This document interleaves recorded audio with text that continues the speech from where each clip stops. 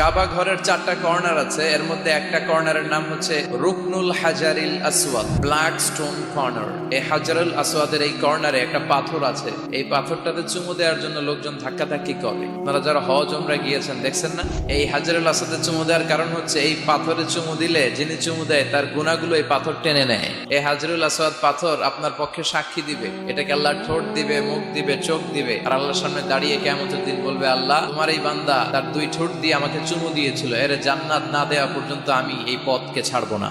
হাজরুল আসওয়াদের corner আর কাবা ঘরের দরজা এর মাঝখানে একটা জায়গা আছে, এই জায়গাটার নাম মুলতাজাম। এই জায়গাটাতে লেগে থেকে দোয়া চাওয়া, দোয়া করাটা সুন্নাহ। এই মুলতাজামে দাঁড়িয়ে হাত লাগিয়ে বুক লাগিয়ে দোয়া করলে এই দোয়া আল্লাহ ফিরিয়ে দেয়। এই দোয়াটা কবুল করে নেয় কে? সাহাবারা এটা করতেন। কিন্তু এই মুলতাজামে তো সহজে জায়গা পাওয়া যায় না, লক্ষ লক্ষ হাজী সাহেব মুতামিরুন উমরাকারীরা ধাক্কাধাক্কি করে ওই জায়গায়। তো এক ইমাম সাহেব সে অনেক ধাক্কাধাক্কি করে যুদ্ধ করে মুলতাজামে হাত লাগানোর সুযোগ পেয়েছে। হাত লাগায় ধাক্কার চোটে সে তাড়াতাড়ি করে আল্লাহর কাছে দোয়া করতেছে যে, আল্লাহ জীবনে যত দোয়া করছি আর যত দোয়া করব এই সব দোয়া তুমি কবুল করে নিও। এই একটাই দোয়া।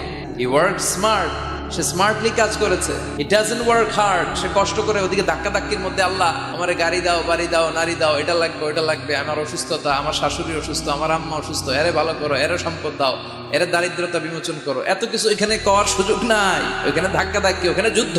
এবার ওইখানে এই দোয়া যদি কবুল হয়ে যায়, এবার বাড়িতে এসে দোয়া শুরু। সুবহানাল্লাহ পড়েন। এজন্য মুমিনরা they don't work hard, they work smart. তারা মেধাকে কাজে লাগায়, ঝুপ বুঝে কোপ মারে। যখন দোয়া করলে কবুল হয় তখন দোয়া করার দরকার আছে না নাই?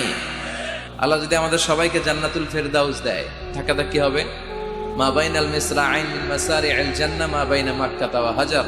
সৌদির মক্কা শহর থেকে বাহরাইনের হাজার শহর যত লম্বা, জান্নাতের এক একটা দরজা ঠিক তত লম্বা।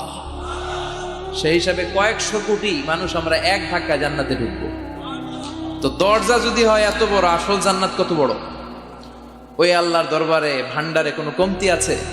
বিশ্বনবী বলেন হাদিসে কুদসিতে আল্লাহ ফরমান, লাউ আন্না আউওয়ালাকুম ওয়া আখিরাকুম ওয়া ইনসাকুম ওয়া জিন্নাকুম কামু আলা সাঈদিন ওয়াহিদ। পৃথিবীর সব মানুষগুলো সাইয়েদনা আদম থেকে শুরু করে up to the day of judgment, পৃথিবীর সবাই যদি আল্লাহর কাছে যার যা লাগে ফরিয়াদ করা শুরু করে দেয়, আল্লাহ দাও, এটা দাও, এটা দাও, আল্লাহ বলে আমি তোদের যা চাওয়া আছে সব যদি দিয়ে দেই, তারপরেও আমি আল্লাহর ধন ভান্ডারের 1 ইঞ্চিও কমবে না।